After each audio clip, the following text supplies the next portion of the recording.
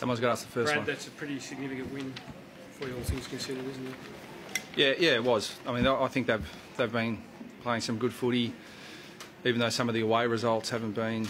I don't think the scores have been reflective of how competitive Fremantle have been away, but they've been really, really good here. Clearly the numbers tell you all you need to know. There hasn't been an away team beat Fremantle here, and there hasn't been an away team win at this ground since round one. So that tells you how hard it is to win against West Coast and Fremantle over here. What did you say to him at quarter time when you had so much play and so many opportunities and you were behind on the scoreboard? I didn't say it at quarter time, but I said at post game. It's always a concern when the opposition kick the first goal of the game to level the scores. But generating the shots is the hard thing. I mean, they were relatively unpressured shots too. They weren't sodas. They weren't from directly in front, but yeah, we'd expect to kick them. But I thought it was a good sign of maturity because a more immature side that lacks a little bit of character would think that they've blown an opportunity to be well in front. And I didn't get that feel at all. We just focused on what we needed to do, and we thought a lot of things were going our way, and we just needed to persist. I think that I can't remember how many points we kicked in the end. I think 14 points, but we kicked 9 of them in the first quarter. So. What do you make of Jacobs' game on 5? Yeah, fantastic again. Yeah, his flexibility and his ability to be able to shift roles within game has become a hallmark of the way he's going. I thought it was a good tactic to play Fife on Goldstein for bits and pieces, and the Goldstein-Sandilands battle was a really interesting one. I thought Goldie was in his 200th enormous for us today, both in the hit-outs, but his follow-up at ground level was just the Todd Goldstein of old. So it was, that was interesting. But I thought Ben, all in all, did what we asked him to do, even though I thought Fife was influential. Just in the second half when it was wet, Jared Waite to kick 3 goals there, how influential? Yeah, you could make an argument he was the difference. But that would be a bit unfair on the rest of our forward structure because we stuck with the way we picked our 22 with our 4 big guys up there in Brown and Waite with Wood and Zeeble. And Goldstein's been pushing forward for us as well. So it was a bit of a risk given the weather it changed a lot throughout the day, but we needed to get a return from those guys, and Brown, Waite, Wood, Zeeble, I thought all played their part.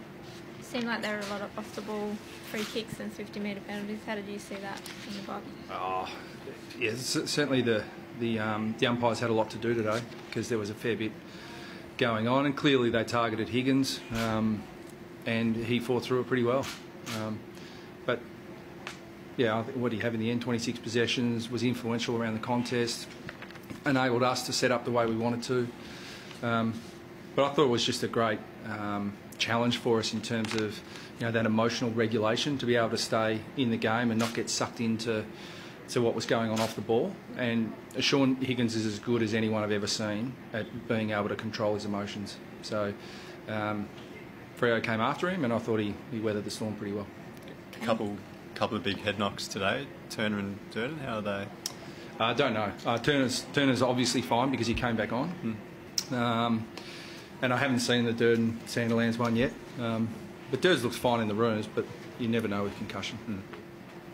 Brad, a pretty big month of footy you've just finished. As far as fixtures go, you'd be pretty happy to come out of that 3-1 sitting 5th, wouldn't you? Yeah, I don't know what you're saying, but we've got Brisbane next week who comprehensively beat Hawthorn and ran Sydney all the way, so it doesn't get any easier, I can guarantee you that. Probably what we're looking to a little bit more is the block of 2 games, because then we have a bye after that. So 2 big games coming up, but I think the way the competition's structured, every game's a big one, and competition's showing that if you're off, you get beaten, and plenty of teams have had that experience this year. But what we're working on is a consistent style of footy that's going to hold up, and I'm really pleased with the brand that we're playing.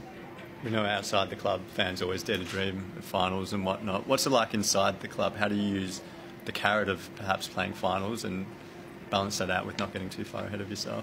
Yeah, we just don't talk about it. I know fans and media, and they can dream and speculate and do all those things, but we work really hard on not doing that, and staying present and staying focused on what we need to improve on, and we've come over to, we played Fremantle twice last year and had 2 really close losses.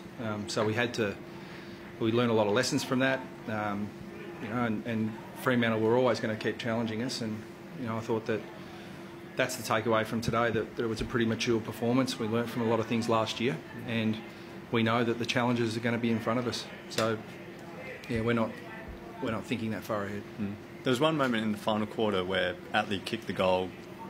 Joel Hamlin got tackled off the ball without the ball in possession. What do you make of that as coach? It's just that something lucky that went your way? Yeah, there are a couple that didn't go our way too. Yeah. Trust me. Do you have any issues with today then? The other? Rubber the green stuff. The way the game was played today, the umpires had a really tough job in determining. I mean, we had a free kick off the ball, which resulted in a Fremantle shot at goal, where Sean Higgins got ironed out off the ball, and our players reacted and had a free kick paid against them. I mean, if you're going to get caught up in every little one, our challenge was to make sure that we stayed in control of our emotions. As for free kicks here and there, they very rarely decide games, and they certainly didn't today. The first Victorian team to win here. Brad, how's that? Yeah, great. But it's look, I mean, credit to whoever designed and implemented the stadium, because it's just a magnificent facility. I mean, it really does feel like the MCG. You walk in and it's got that sort of grandeur about it, and the atmosphere, and I just think it's a great thing for Western Australian footy. It's a great thing for the AFL.